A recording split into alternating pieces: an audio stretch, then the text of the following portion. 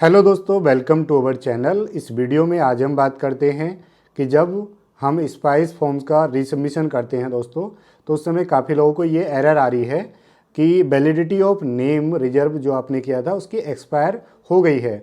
जबकि दोस्तों अभी तक जो हमने B2 वर्जन में या अभी तक हम इनकॉर्पोरेशन कर रहे थे उस केस में यही था कि जब नेम रिजर्व होता है हमारा 20 डेज के लिए, राइट। और जब हम दोस्तों 20th डे को भी इनकॉर्पोरेशन के लिए अप्लाई कर देते थे और उसके बाद हमारा रीसबमिशन आ जाता था, तो रीसबमिशन का नॉर्मली टाइम 20 डेज का मिलता है, तो 15 to 20 डेज का टाइम हमें एक्स्ट्रा मिल जाता था। और जब रीसबमिशन आता था हम आराम से दोस्तों उसको डॉक्यूमेंट अरेंज करके, पहले अगर हमने इनकम्प्लीट डॉक्यूमेंट के साथ भी इनकॉर्पोरेशन के लिए अप्लाई कर दिया था तो डॉक्यूमेंट अरेंज करके आराम से क्या कर देते थे, फिर से रीसबमिट कर देते थे।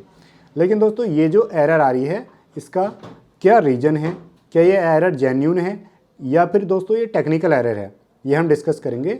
और इस एरर का सॉल्यूशन क्या है ये भी हम इस वीडियो में डिस्कस करेंगे, तो वीडियो आपको लास्ट तक ज़रूर देखनी है।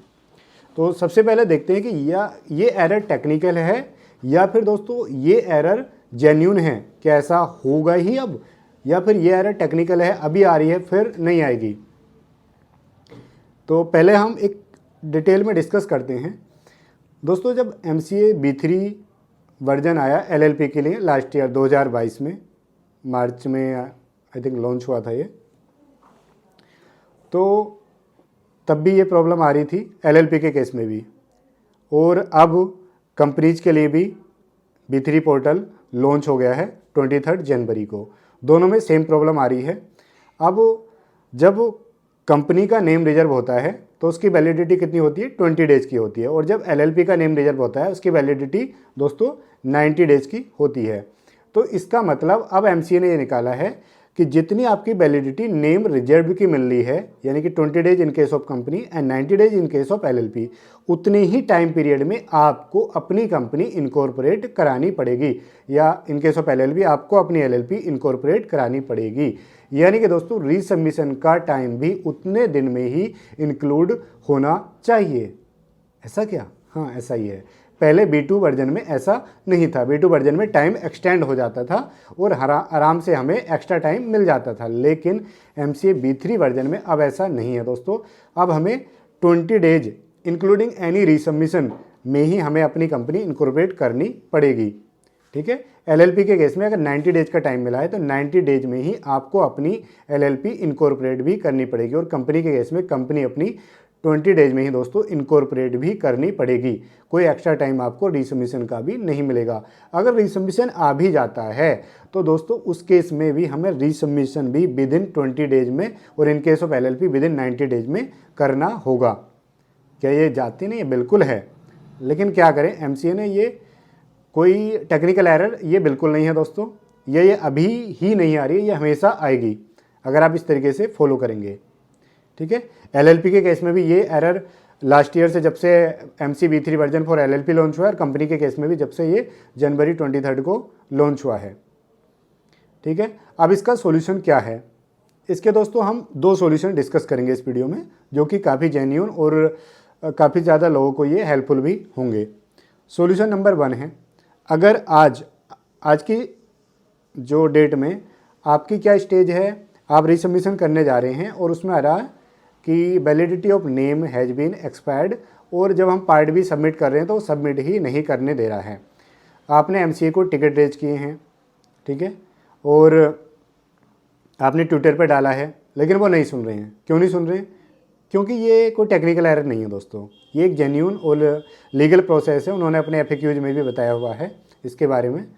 तो आपको करना क्या है, अगर आपका पार्ट भी सबमिट नहीं हो रहा है, वैलिडिटी ऑफ नेम एक्सपायर्ड दिखा रहा है, तो उस केस में दोस्तों इस एरर से बचने के लिए आप जो है बैक आइए, मिनी डैशबोर्ड में आइए और पार्ट A को एक्सटेंड कर दीजिए। अगर आपका पार्ट A एक्सटेंड हो जाता है तो, ठीक है, मोस्ट ऑफ द केसेस में आपका पार्ट A एक्सटेंड हो जाएगा। या फिर जब आपका रीसबमिशन आ जाता है और आपको लग रहा है कि मेरे 20 डेज एक्सपायर हो गए हैं या फिर होने वाले हैं, तभी दोस्तों आपको पार्ट A एक्सटेंड करना होगा। जब आप अपना पार्ट A एक्सटेंड कर देंगे इन केस ऑफ कंपनी, तो पार्ट A एक्सटेंड करने के बाद ही दोस्तों आपका पार्ट B फिर से सबमिट हो पाएगा। लेकिन अगर आप पहले ही सोच रहे हैं कि यार मुझे ना अभी इनकॉर्पोरेशन करना है, मैंने अभी अप्लाई नहीं किया, नेम भी रिजर्व नहीं किया है, तो मैं क्या प्लान करूं जिससे कि मुझे बाद में प्रॉब्लम ना आए और मुझे पैसे भी कम लगें, क्योंकि आपने 1,000 रुपये नेम रिजर्वेशन में दिए और 1,000 रुपये या 2,000 रुपये आप फिर से नेम एक्सटेंशन में देंगे, तो उसमें यार थोड़ा सा ज़्यादा खर्चा हो जाता है अगर हम क्लाइंट से एक फ़िक्स अमाउंट लेते हैं इनकॉर्पोरेशन के लिए, क्योंकि आजकल क्लाइंट भी ऑनलाइन के चक्कर में इतनी ज़्यादा फीस भी नहीं देते हैं। तो उस केस में दोस्तों हमें ये फॉलो करना चाहिए कि कैपिटल कंपनी की आप कम ही रखें, यानी कि 15 लाख रखें, विद इन 15 लाख रखेंगे तो नॉर्मल गवर्नमेंट फीस लगेगी। और आप नेम को, जो आप नेम रख रहे हैं अपनी कंपनी का, पहले से ही सही से चेक कर लें कि किसी ट्रेडमार्क से पहले से मिलता जुलता तो नहीं है, किसी कंपनी से सिमिलर या फिर 100% एग्जैक्टली सेम तो नहीं है, और आपको लग रहा है कि यार मिलने के चांसेस इसके हैं, तो आप सभी डॉक्यूमेंट कलेक्ट करके और इनकॉर्पोरेशन के लिए अप्लाई कर दें। ठीक है। और अगर आपका रिसबमिशन आ जाता है तो आपको दोस्तों स्पाइस के केस में अभी 3-4 चांसेस मिल जाते हैं आराम से। तो आप अगर, वैसे तो जब आपने सही से रिसर्च किया, सही से चेक किया है, तो वैसे रिसबमिशन आता ही नहीं है नेम को लेकर के, किसी और को डॉक्यूमेंट को लेकर के आएगा तो आप उसे करेक्ट करके फिर से रिसबमिट कर दें।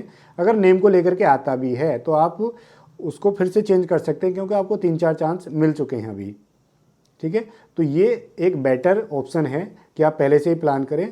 लेकिन फिर भी ये रहता है ना दोस्तों कि कुछ लोग कहते हैं कि नहीं जी हमें पहले नेम रिजर्व करना ही है, तो उस केस में यही है कि आपको पहले टाइम मिलेगा 20 डेज का, और जब आप नेम रिजर्वेशन के लिए अप्लाई करें तो आप क्लाइंट से सारे डॉक्यूमेंट उसी समय ले लें, क्योंकि क्लाइंट क्या करते हैं, अगर आपने नेम रिजर्वेशन के लिए अप्लाई कर दिया, नेम रिजर्व होकर के आ गया है, फिर क्लाइंट करते हैं डॉक्यूमेंट इकट्ठा करने कि आप बोलोगे सर डॉक्यूमेंट दे दो, वो कहेंगे हाँ जी अभी दे रहे हैं, और अभी मेरे इस डायरेक्टर ने नहीं दिया, अभी ये डॉक्यूमेंट पेंडिंग है, अभी वो डॉक्यूमेंट पेंडिंग है।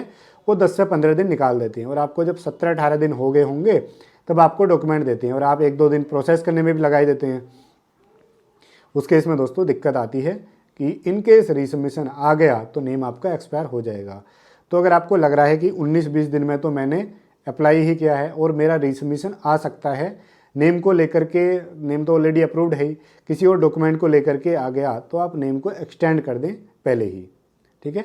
20 डेज एक्सपायर होने से पहले ही नॉर्मली नेम दोस्तों एक्सटेंड होता है, लेकिन अभी B3 पोर्टल है तो गवर्नमेंट ने कुछ रिलैक्सेशन दी हुई है, 20 डेज के बाद भी नेम को आप एक्सटेंड कर सकते हैं 1000 की फीस दे करके, लेकिन वो सभी केसेस में नहीं होगा, कुछ में एरर भी आ सकती है।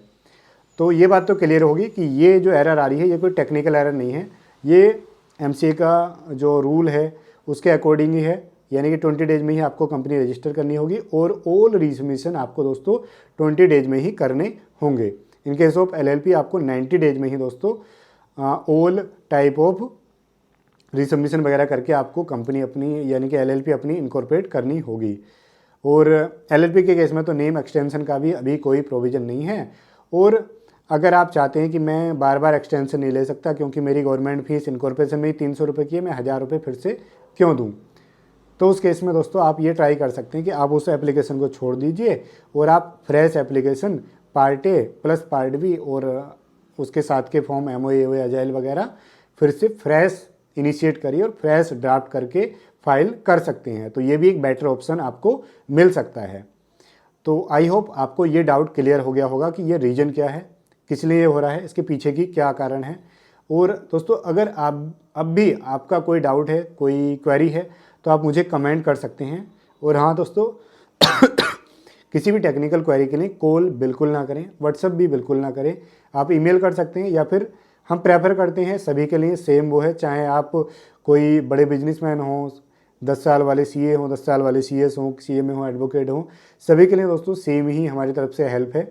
आप कमेंट करें, अगर रेलिवेंट कमेंट होती है और हम उसका आंसर हमें आता है तो हम ज़रूर उसका रिप्लाई करते हैं। आपने पीछे भी देखा होगा कुछ कमेंट इररेलेवेंट होती हैं जिसका आंसर हम करना उचित नहीं समझते हैं, उनका हम नहीं करते हैं। ठीक है। और कोई टेक्निकल क्वेरी है फिर भी आप हमें कमेंट कर सकते हैं, जो भी पॉसिबल हमारी तरफ से हेल्प होगी हम दोस्तों ज़रूर करेंगे। तो इस वीडियो में इतना ही, मिलते हैं नेक्स्ट वीडियो में, तब तक के लिए बाय बाय, जय हिंद।